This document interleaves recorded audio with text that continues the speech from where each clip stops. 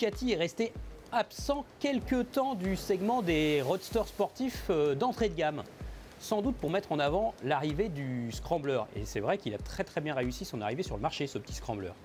Mais en utilisant le même moteur, le Desmodue refroidi par air, Ducati a choisi de revenir sur le créneau du roadster sportif avec cette nouvelle Monster 797. Alors qu'est-ce que c'est que cette Monster 797 ? En définitive, c'est un peu la descendante de la Monster 796. Et en fait, elle a le même moteur, 803 cm3 refroidi par air, que Ducati a réussi à faire homologuer Euro 4. Voilà. Alors c'est vrai qu'il a perdu un petit peu de puissance. On est maintenant à 75 chevaux, il y a 12 chevaux de moins que sur la Monster 796. Il y a 1 m/kg de couple de moins aussi.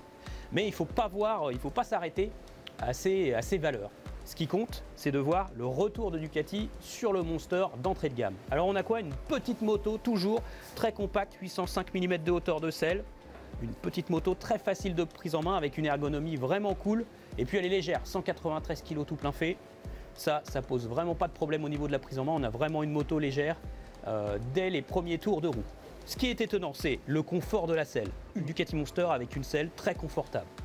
Et puis aussi le côté souple des suspensions. C'est un petit peu étonnant. Finalement, c'est plutôt confort sur les mauvais revêtements. Alors c'est vrai qu'à l'attaque sur les routes sèches, ça peut donner un comportement un petit peu perfectible. La moto elle va remonter très vite lors des changements d'angle. Elle va perdre un petit peu en précision, mais c'est pas bien grave parce qu'au quotidien, ça fera bien l'affaire. Ce moteur, même avec 75 chevaux, il reste typé encore Ducati. On a une sonorité sympa. On a une bonne crête de couple vers 5000 tours minute. Ça arrache un peu la moto dans les sorties de virage et aussi au démarrage. Donc ça reste très sympa de ce point de vue. C'est vrai que ça reste une Monster, peut-être votre première Monster puisqu'elle pourra être homologuée à vie. Au final, on a une moto qui coûte 8 900 €. D'accord, alors sur ce créneau, on peut choisir une Kawasaki Z900 qui va faire 120 chevaux, qui va coûter le même prix et qui sera autrement plus performante.